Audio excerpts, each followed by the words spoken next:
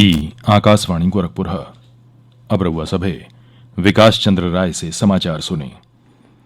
केंद्रीय श्रम मंत्री संतोष गंगवार आज नई दिल्ली में आधार बरिस 2016 के हिसाब से औद्योगिक कामगारन बदे उपभोक्ता मूल्य सूचकांक क नई श्रृंखला जारी कैलें। श्री गंगवार कहलें कि ई सूचकांक प्राथमिक रूप से संगठित क्षेत्र क कामगारन के देय महंगाई भत्ता क अनुमान लगावे बदे उपयोग कईल जाला। सार्वजनिक क्षेत्र क उपक्रमन, बैंकन और बीमा कंपनियन के अलावा सरकारी कर्मचारियों बदे महंगाई भत्ता तय करे खातिर एकर उपयोग कईल जाला। श्री गंगवार एके महत्वपूर्ण आर्थिक सूचक बतवलें।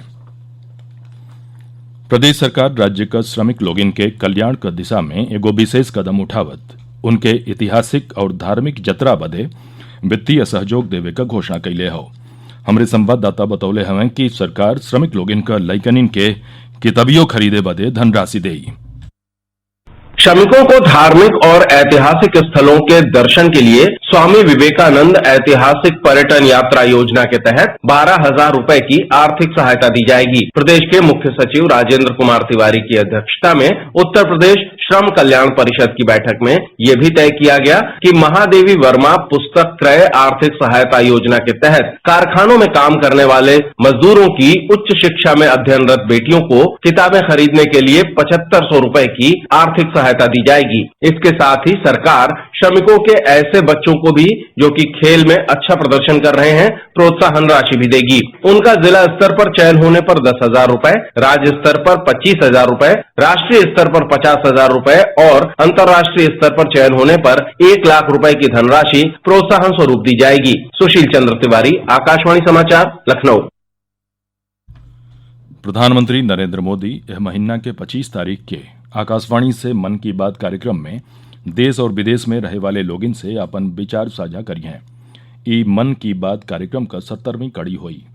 एगो ट्वीट में श्री मोदी कहलें कि मन की बात जीवन के अलग अलग क्षेत्र में उत्कृष्ट कार्य करे वाले नागरिकन के अपन प्रेरणास्पद जीवन यात्रा के बारे में चर्चा कैले और सामाजिक परिवर्तन के मुद्दा पर बतकही का शानदार मौका उपलब्ध करावेला। देश में कोविड-19 से स्वस्थ भइले क दर 89% से बेसी हो गई हो। पिछला 24 घंटा में 79,000 से बेसी रोगी ठीक भइलें। स्वास्थ्य मंत्रालय का अधिकारी कहले हवें कि अबले 68,74,000 से बेसी मरीज संक्रमण मुक्त हो चुकल हवें।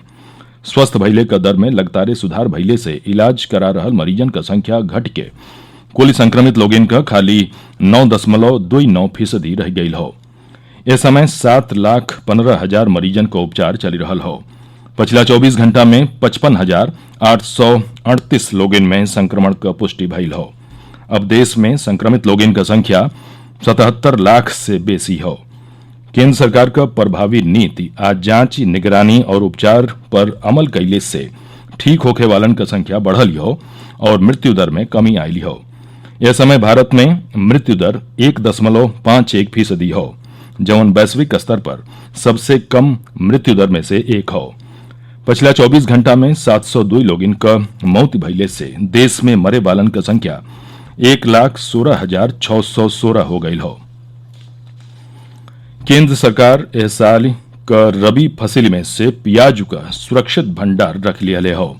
प्याज का कीमत सामान्य बनावे बदे सरकार सुरक्षित भंडार से सितंबर महीना के दूसरे पखवाड़ा से सफल केंद्रीय भंडार और एनसीसीएफ राज्य सरकारन के प्रमुख मंडियन के जरिए चरणबद्ध तरीका से प्याज उपलब्ध करा रही हो। उपभोक्ता कार्य, खाद्य और सार्वजनिक वितरण मंत्रालय कहले हो कि कीमत पर नियंत्रण बदे अगला कुछ दिन में और यो उपाय कईल जाई। सरकार पिछला महीना बाजारिन में प्याज वैले से पहले उचित दर पर घरेलू उपभोक्ता लोगन के प्याज का उपलब्धता सुनिश्चित करावे बदे प्याज के निर्यात पर प्रतिबंध लगावे का घोषणा कैले रहल। मंत्रालय कहले हो कि खरीफ मौसम में करीब 37 लाख मीट्रिक टन प्याज के मंडियन में आइले का आगम हो, जौना से बढ़ी रहल कीमत कम कैले में मदद मिली। उपराष्ट्रपति एम वेंकैया नायडू क्रांतिकारी स्वाधीनता सेनानी अशफाक उल्ला खान के जयंती पर आज उन्हें श्रद्धांजलि अर्पित कैलें। एगो ट्वीट संदेशा में श्री नायडू कहलें कि अशफाक उल्ला खान निर्भीक कार्य और अपने प्रेरक शायरी से लोगिन में देशभक्ति और एकता के भावना का संचार कैलें। उपराष्ट्रपति कहलें कि देश बदे अशफाक उल्ला खान का सर्वोच्च बलिदान हमेशा याद कैल जाई। समाचार पूरा भइल। नमस्कार।